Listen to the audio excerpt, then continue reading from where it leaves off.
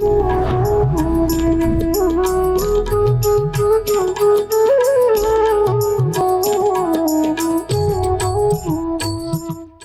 Time ऐसा था कि इवन जो गार्ड्स होते थे हॉस्टल के, वो मेरा मजाक बनाते थे। वो बोलते थे ये लड़की पागल हो जाएगी। मैंने गुरु महाराज को बोला, गुरु महाराज मुझे एसोसिएशन चाहिए।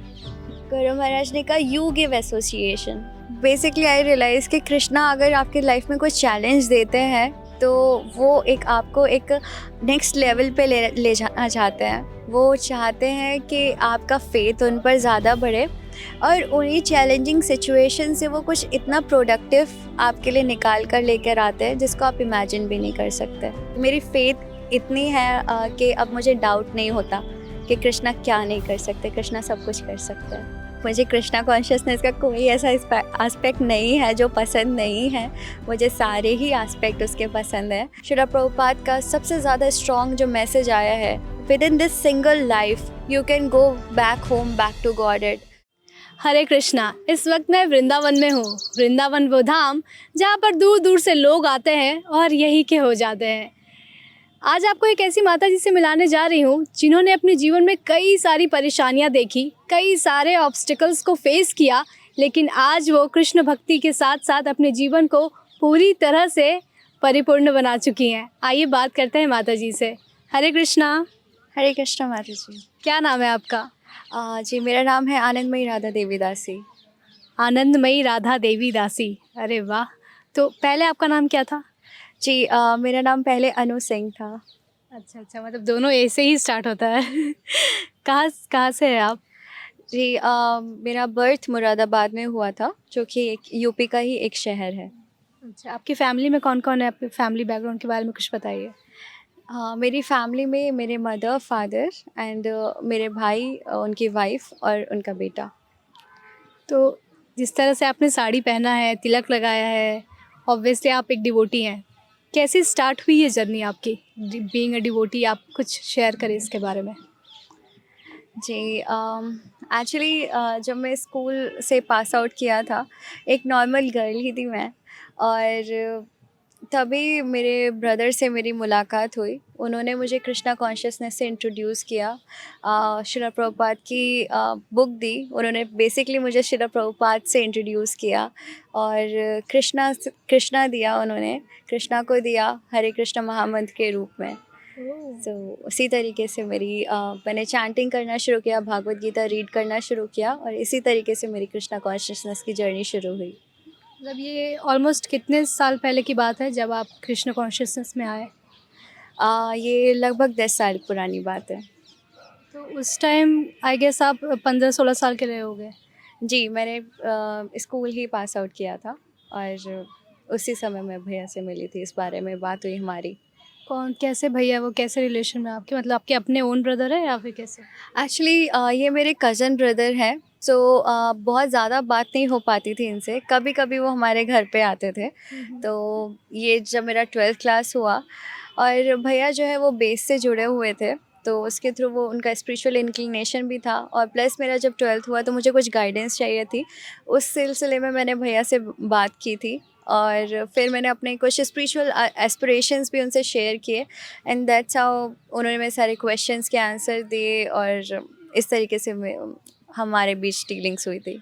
मतलब उस टाइम जैसे आप बता रहे कि मतलब 15-16 साल के रहे होगे, उस टाइम हम जब कितने ज़्यादा परेशान रहते हैं अपने लाइफ में, हमें जब चीज़ें समझ में नहीं आती है, उस टाइम पर आपने इन सब चीज़ों को समझना शुरू किया तो कितनी डिफ़िकल्टीज़ आई होगी? ऐसा कुछ हुआ होगा कि बहुत डिफ़िकल्टीज़ आ रही है, मैं कैसे इन सब चीज़ों को समझूँ? उसके बारे में कुछ डिस्कस करें। Yes, somehow actually even though as a child हम बहुत ज़्यादा क्यूरियस नहीं होते रिलीजन को लेकर, रिलीजियस एस्पेक्ट्स को लेकर, पर मेरी कुछ अपब्रिंगिंग और मेरा कुछ मेंटल सेटअप इस तरीके का था कि मैं कुछ चीज़ें ऐसी सोचती थी जो नॉर्मली लोग नहीं सोचते हैं जिनके बारे में। फॉर एग्ज़ाम्पल कभी कभी मुझे ऐसे ख्याल आते थे कि अगर दुनिया में इतने सारे घर हैं, इतने सारे परिवार हैं, तो मैं इस पर्टिकुलर परिवार में ही मेरा जन्म क्यों हुआ? मेरा ये जो स्टेटस है वो मतलब ये ही क्यों स्टेटस है? मैं मैं फ़ॉरेन में क्यों जन्म नहीं हुआ, मेरा मेरा यहाँ पर ही क्यों जन्म हुआ, मेरे पेरेंट्स यही क्यों हुए, एंड वाई इसके लिए मुझे कोई चॉइस क्यों नहीं दी गई थी।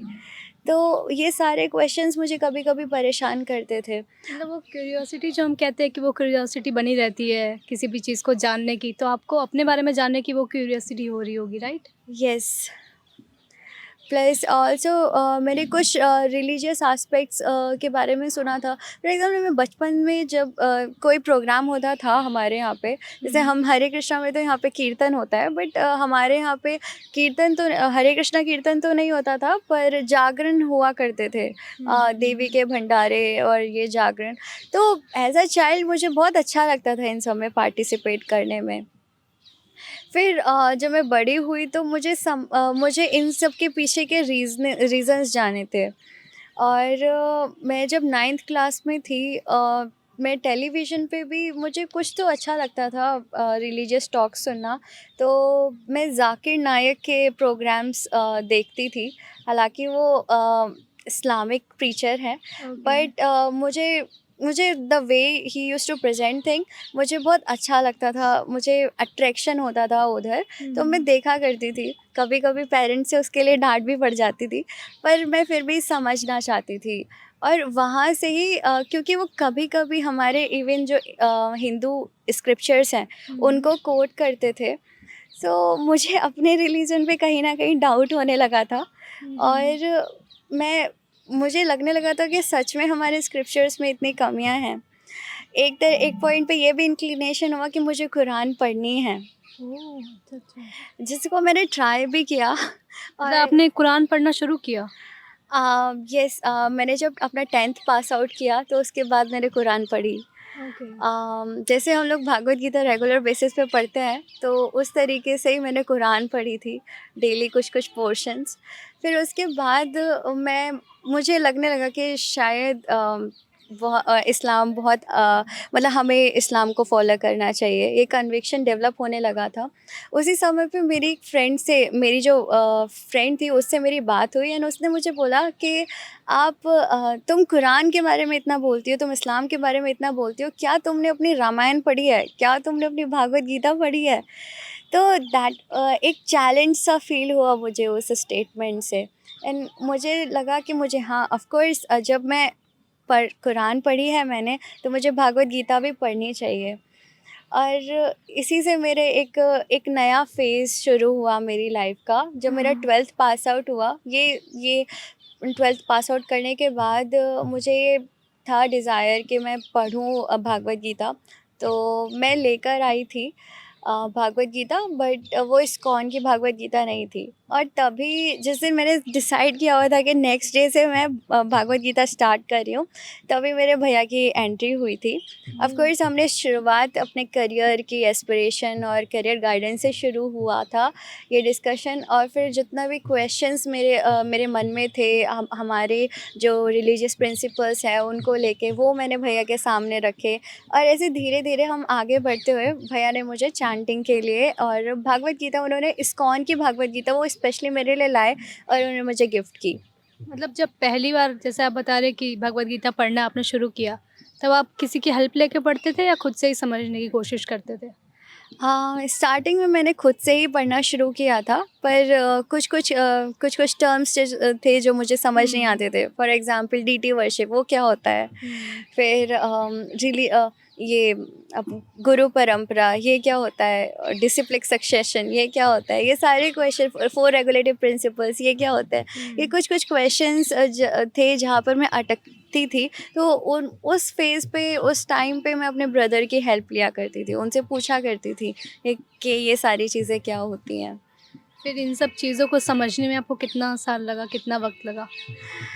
Actually it's a continuous journey. Of course हम टर्म्स सीख जाते हैं, बट उनको रियलाइज़ करने में टाइम लगता है। टाइम लगता है, ऑफ कोर्स। तो यस, तो अभी भी जर्नी बाकी है, कंटिन्यू है। ओके, तो आपकी फैमिली में कौन-कौन है? जैसे कि मैंने आपको बताया, मेरे माता-पिता हैं हाँ। और मेरे भाई और तो वो भाभी। सब लोग आपको सपोर्ट करते हैं इन चीज़ों में? स्टार्टिंग में स्ट्रगल था थोड़ा, और ख़ास तौर पे मुझे याद है कि जब मैंने प्रैक्टिस करना शुरू किया था, और मैंने अपनी मम्मी से शेयर किया था कि मम्मी मैं प्याज नहीं खाना चाहती और प्याज लहसुन नहीं खाना चाहती, मैं भगवान को ऑफ़र करके खाना खाना चाहती हूँ। तो मेरी मम्मी ने कहा कि ऐसा कैसे हो सकता है, तुम तो हॉस्टल में प्रसाद पाती हो, तो हॉस्टल में खाना खाती हो, तो तुम अभी तो कॉलेज है, अभी तुम छोटी हो, उसी के साथ कंटिन्यू करो। मैंने कहा ठीक है, मैं ट्राई करती हूँ। पर एक पॉइंट पे आके मैं नहीं कंटिन्यू कर सकती थी उसके साथ। प्लस मेरी मम्मी ने एक बात और कही थी कि तुम जिस रास्ते पे चल पड़ी हो, तुम्हें पता है कितना कठिन होता है ये। तो मैंने कहा कि मम्मी पता नहीं, पर मुझे ये करना है। तो उस समय मम्मी ने ही साथ दिया था। बोले कि ठीक है, आप कम से कम आप गलत काम नहीं कर रहे हो। अगर तुम समझना चाहती हो अपने रिलीजन को, बहुत सारे पेरेंट्स जो है वो डरते हैं कि कहीं हमारा बच्चा सन्यासी ना बन जाए, कहीं हमारा बच्चा सब कुछ छोड़ ना दे। बट मेरे पेरेंट्स की सबसे बड़ी बात ये थी कि उन्होंने हमेशा मेरा सपोर्ट किया है और हमेशा साथ दिया है। सबसे ज़्यादा सपोर्ट आपको कौन करता था, मम्मा आपकी?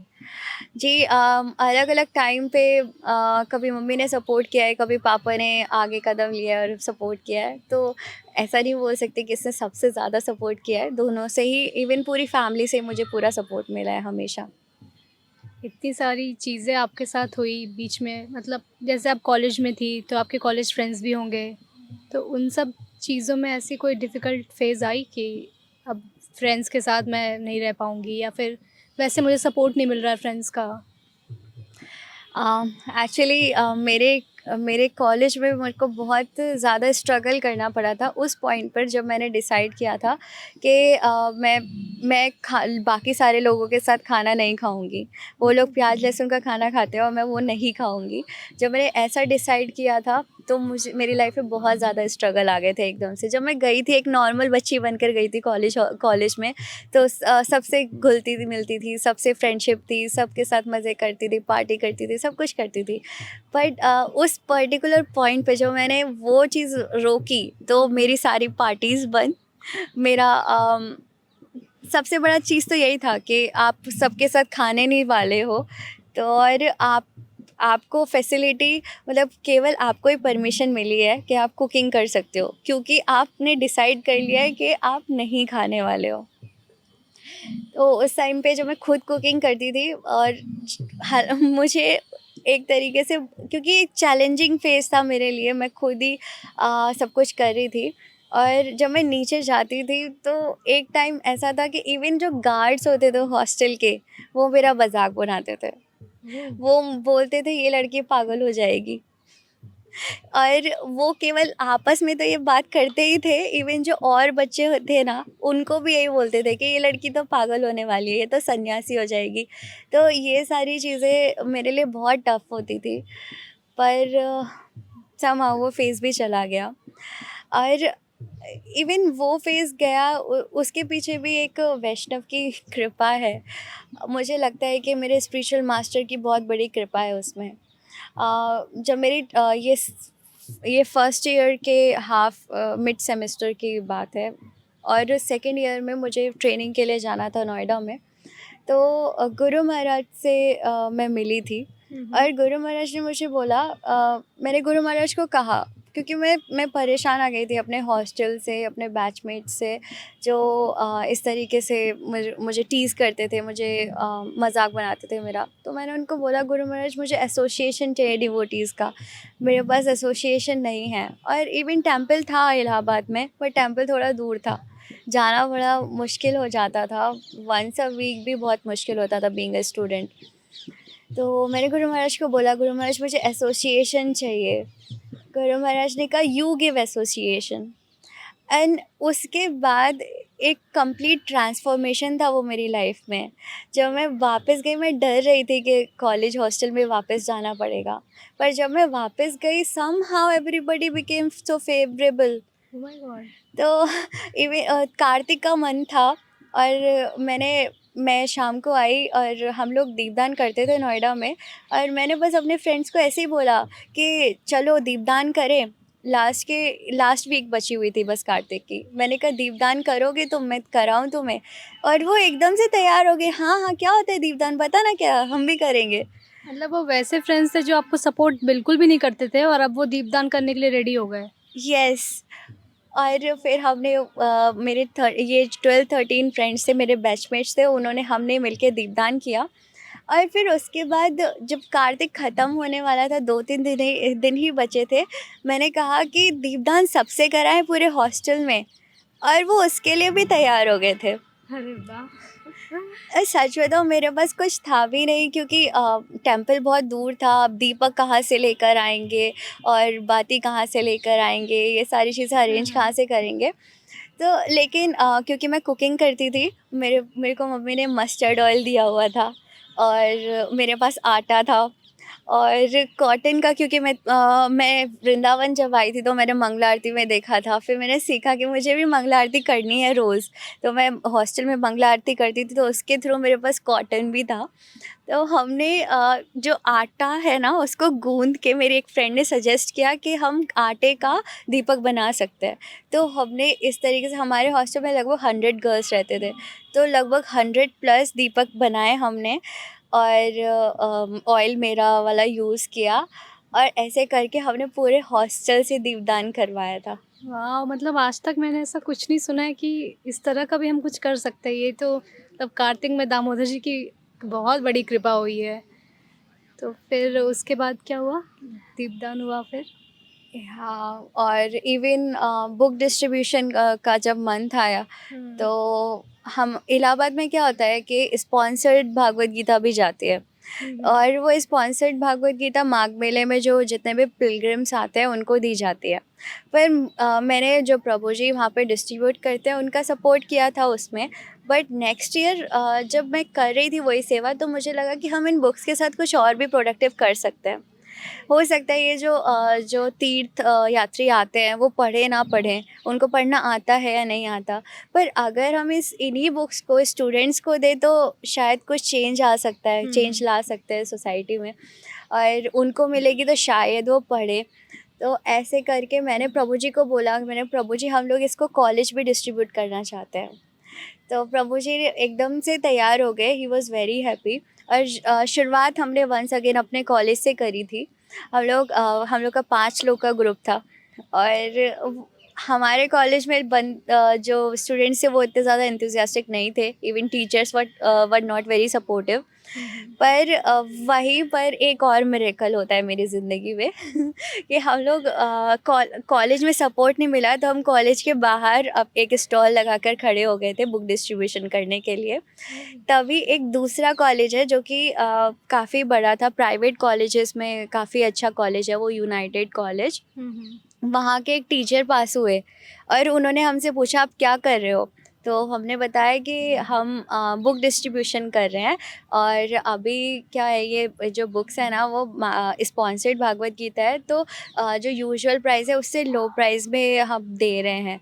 तो उन्होंने हमें इनवाइट किया कि आप प्लीज़ हमारे कॉलेज आना और वहाँ पे डिस्ट्रीब्यूट करना। तो वहाँ पे गए फिर आप लोग? ऑफ कोर्स हम गए वहाँ पे, और उस कॉलेज की और सारी ब्रांचेस भी थी। इट्स लाइक उन्होंने, वो इंजीनियरिंग कॉलेज के जो टीचर थे उन्होंने हमें इनवाइट किया था, और इस कॉलेज की बाकी सारी ब्रांचेस भी थी। हमने सारे ब्रांचेस में जाके बुक डिस्ट्रीब्यूशन किया, एंड अराउंड 3000 भगवद गीता हमने डिस्ट्रीब्यूट करी उस साल। अरे वाह! ये तो बहुत ही अच्छी बात है। मतलब इस तरह के मिरेकल्स तो यूजुअली हम नहीं देखते किसी की भी लाइफ़ में, लेकिन आप शेयर कर रही हैं ये चीज़ें, बहुत बड़ी बड़ी बात है। फिर अभी इस तरह से आप मतलब कितने साल हो गए लगभग आपको स्पिरिचुअल जर्नी में? जैसे कि मैंने कहा था, मेरा जो 12th क्लास था वो मैंने 2012 में पास किया था। It's around 10 years. मतलब 10 सालों में आपकी ये जर्नी काफ़ी ज़्यादा आगे बढ़ गई है। तो पहले डिफ़िकल्टीज़ जो आपने फ़ेस करी और अब की जो आपकी जर्नी है, उसमें आप क्या चेंजेस फ़ील करते हैं? बेसिकली आई रियलाइज़ कि कृष्णा अगर आपकी लाइफ में कुछ चैलेंज देते हैं, तो वो एक आपको एक नेक्स्ट लेवल पे ले जाना चाहते हैं। वो चाहते हैं कि आपका फेथ उन पर ज़्यादा बढ़े, और उन्हीं चैलेंजिंग सिचुएशन से वो कुछ इतना प्रोडक्टिव आपके लिए निकाल कर लेकर आते हैं जिसको आप इमेजिन भी नहीं कर सकते। For example, Srila Prabhupada. Srila Prabhupada was he struggled throughout his life. तो मैं उनके बारे में ज़रूर से कुछ बोलना चाहूँगी. तो श्रीला प्रभुपाद ने अपनी लाइफ में इतना ज़्यादा स्ट्रगल किया. इन 1922 he received instruction from his spiritual master. उन्होंने अपने स्पिरिचुअल मास्टर से उनको एक इंस्ट्रक्शन मिला 1922 में, जब वो पहली बार अपने स्पिरिचुअल मास्टर से मिले. उन्होंने कहा कि उनके स्पिरिचुअल मास्टर ने कहा कि तुम एक युवा हो और इतनी अच्छी अंग्रेजी बोलते हो, तुम्हें प्रचार करना चाहिए अंग्रेजी भाषा में. पर शिला प्रभुपाद वॉज बिट थोड़ा सा नहीं तैयार थे वो इस इंस्ट्रक्शन के लिए. और शिला प्रभुपाद ने एक तरीके से अपना पूरा जीवन इस इस इंस्ट्रक्शन को एग्जीक्यूट करने के लिए प्रिपरेशन में निकाला. और उसके बाद कृष्णा ने कैसे उनके थ्रू इतना बड़ा मूवमेंट को स्प्रेड करवाया. So that's completely glorious. और जितने भी चैलेंज हम पढ़ते हैं कि श्रीला प्रभुपाद के लाइफ में कितने सारे चैलेंजेस आए. उनको अपने पूरे फैमिली को छोड़ना पड़ा. उनको वृंदावन में रहे उनको जब वो जलदूत से जा रहे थे उनको 2 हार्ट अटैक्स आए. वहाँ पर भी जाकर इवन जब वो अमेरिका पहुँच भी गए तो he had so many struggles. जिनके साथ वो रहते थे उसने ही उनके सामानों की चोरी कर ली. तो कितने स्ट्रगल श्रीला प्रभुपाद ने झेले. बट जो आज एंड रिज़ल्ट है, आज हम देख पा रहे हैं कि thousands and thousands of devotees are coming to Vrindavan और वो एक ग्लोरीज़ को समझ रहे हैं वृंदावन की. तो शायद श्रीला प्रभुपाद भी यही सोचते होंगे कि मैंने जितना भी स्ट्रगल किया वो इस अचीवमेंट के लिए कुछ भी नहीं है. राइट, मतलब हम ऐसा कह सकते हैं कि आपने कृष्णा की वो मर्सी अपने सामने से होते हुए देखी है. ऑफ कोर्स उस लेवल पर तो नहीं, बट हाँ शिला प्रभुपाद के बारे में हमने श्रवण किया है. और जो I am just a humble servant of शिला प्रभुपाद. तो मेरे लिए जितना उन्होंने दिखाया, जितना मिरेकल मेरी लाइफ में दिखाया, अपनी मर्सी जितनी दिखाई, वो बियॉन्ड इमेजिनेशन थी. और मैं समझ सकती हूँ, मुझे ज़रा सा भी मेरी फेथ इतनी है कि अब मुझे डाउट नहीं होता कि कृष्णा क्या नहीं कर सकते. कृष्णा सब कुछ कर सकता है. Very nice, very nice. ऐसी कोई इंस्पिरेशनल स्टोरी है जो आप लोगों के साथ शेयर करना चाहती हो, जो आपने मतलब सामने से फेस ऑफ किया हो? या सो एक्चुअली ये जो मेरी जर्नी है उसमें मैं कुछ समय मैंने वृंदावन में भी स्पेंड किया था. अभी हम इस्कॉन गौशाला में ही हैं और इस्कॉन गौशाला में ही एक इंस्टीट्यूट है, Vrindavan institute for higher education. यहाँ पर मैंने अपने जीवन का कुछ समय व्यतीत किया है जो वैष्णव है उनकी सेवा करने में. तो जब मैं यहाँ पर सेवा करी थी, मैंने ग्रंथों का अध्ययन भी किया और सेवा भी करी यहाँ पर. तो जब मैं यहाँ पर अध्ययन कर रही थी तभी सेवा में क्या करते थे आप? एक्चुअली वीआईची के डायरेक्टर हैं हरग्रेश प्रशांता माता जी, और उनकी मैं पर्सनल असिस्टेंट थी. मैंने उनकी सेवा करी. एंड उसके साथ जो भी सेवा होती थी वीआईची में, वीआईची इंस्टीट्यूट है तो वहाँ पे बहुत सारी सेवा होती थी. तो उनमें भी हम लोग पार्टिसिपेट करते थे. फेस्टिवल्स ऑर्गेनाइज होते हैं, रिट्रीट्स ऑर्गेनाइज होते हैं, तो उसमें बहुत सारी सेवा की ज़रूरत होती है. तो उसमें भी पार्टिसिपेट किया था. कोई एक ऐसी चीज़ जो आपको बहुत ज़्यादा पसंद हो, जो आप कृष्णा के लिए डिवोट करती हो अपने आप में? जैसे कई लोग होते हैं ना, इनको भजन बहुत पसंद होता है, कीर्तन हो गया या फिर प्रसादम हो गया, प्रसादम बनाना, भगवान के लिए श्रृंगार के कुछ सामान बनाना, इन सब चीज़ों में से कुछ ऐसा जो आपको बहुत ज़्यादा अट्रैक्ट करता हो? मुझे कृष्णा कॉन्शियसनेस का कोई ऐसा एस्पेक्ट नहीं है जो पसंद नहीं है. मुझे सारे ही एस्पेक्ट उसके पसंद है. और ऑफ कोर्स मुझे कीर्तन में बहुत ज़्यादा अच्छा लगता है. आई लाइक अटेंडिंग कीर्तन और एक तरीके से रम जाते हैं उसमें. तो मुझे कीर्तन बहुत पसंद है और मैं कोशिश करती हूँ, हालांकि मैं इतना टाइम नहीं डिनोट कर पाती, बट मुझे भगवान के लिए गाना भी बहुत पसंद है. तो हमें अभी आप प्यारा सा भजन सुनाइए जिससे ये जो माहौल है और भी ज़्यादा भक्तिमय हो जाए. यशोमती नंदन ब्रज नागर गोकुल रंजन काहना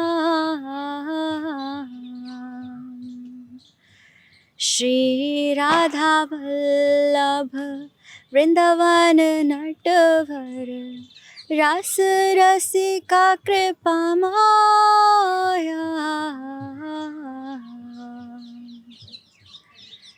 आमल हरि नाम अमिय विलासा आमल हरि नाम अमिय विलासा रस रसिका कृपा मोया यमुना तटचर गोपी वसन हर यमुना तटचर गोपी वसन हर। बहुत ही सुंदर, बहुत ही प्यारा जो भजन है इन्होंने सुनाया है। इतना सुंदर गाती हैं आप। अब कब से गा रही हैं, मतलब बचपन से ही गा रही हैं या फिर अभी कैसे स्टार्ट किया आपने गाना? एक्चुअली जब मैं भक्ति में नहीं थी मुझे तब से गाना अच्छा लगता है। पहले मैं भौतिक गाने सुना करती थी, पर अभी जो स्पिरिचुअल सॉन्ग्स हैं, जो कीर्तन हैं, वो सुनती हूँ और उन्हीं को गुनगुनाती रहती हूँ। बहुत ही सुंदर, बहुत ही प्यारा। मतलब आपने जितनी भी स्टोरी बताई है ऑब्वियसली हमारे व्यूअर्स को काफ़ी ज़्यादा इससे इंस्पिरेशन मिलने वाला है। एक इंस्पिरेशन मैसेज अगर आप उन यूथ को दे सके जो जैसे अभी आप कॉलेज जाती हैं और भी बहुत सारे लोग हैं जो यूथ हैं जो कॉलेज जाते हैं लेकिन वो मटेरियल चीज़ों में बहुत ज़्यादा फंस गए हैं, वो स्पिरिचुअल जर्नी स्टार्ट भी करना चाहते हैं पर नहीं कर पा रहे, तो उन यूथ के लिए अगर आप कोई इंस्पिरेशनल मैसेज दे सके तो? एक चीज़ तो है, आज की जो यूथ है, कुछ लोग तो बहुत ज़्यादा पैशनेट हैं, वो अपने कैरियर गोल्स के लिए, मटेरियलिस्टिक लाइफ के लिए बहुत ज़्यादा पैशनेट हैं। बट कई बार क्या होता है, इसी पैशनेट लाइफ के चलते हम एक पॉइंट पे आकर जब हमारा पैशन जो है वो पूरा नहीं हो पाता, तब उस समय हम इतने ज़्यादा फ्रस्ट्रेट हो जाते हैं और हमें कोई भी रास्ता नहीं दिखता है। और मुझे जो सबसे ज़्यादा पेन होता है जिस चीज़ से, वो ये होता है जब मैं सुनती हूँ कि किसी ने अपनी सुसाइड कर लिया है। हम रियलाइज़ करते हैं जब हम भक्ति में आते हैं, ऑफ कोर्स हम जब मटेरियल लाइफ में होते हैं तब भी हमें पता होता है कि लाइफ इज़ वेरी प्रीशियस, लेकिन जब हम भक्ति में आते हैं तब इस चीज़ को हम और ज़्यादा गहराई से समझ पाते हैं। हमारे जो स्क्रिप्चर्स है वो कहते हैं कि 84 लाख योनियों में घूमने के बाद किसी जीव को उसका ये जो इंसान का जीवन है वो मिलता है। और इस लाइफ में ही श्रील प्रभुपाद का सबसे ज़्यादा स्ट्रॉन्ग जो मैसेज आया है, within this single life you can go back home, back to godhead. और आप इस ये जो माया जाल है, ये जो मटेरियल वर्ल्ड का माया जाल है, इसको क्रॉस कर सकते हो और ऐसी जगह आप जा सकते हो जहाँ पर ना दुख की छाया है और जहाँ पर कृष्ण है और कृष्ण का प्रेम है। So don't waste your life, don't lose your life, don't lose hope and please आप एक अच्छी लाइफ आपको भी मिल सकती है। Please come and embrace Krishna and he will kiss you also. अरे वाह, बहुत ही सुंदर। कितना प्यारा जो है इन्होंने मैसेज दिया है आज की यूथ के लिए कि हम गॉड हेड के पास जा सकते हैं। हम अगर अपनी भक्ति में लीन हो जाए, भक्ति को पूरी तरह से कवर करें तो हम भगवान के गोलोक धाम जा सकते हैं। इससे बड़ी बात और क्या हो सकती है।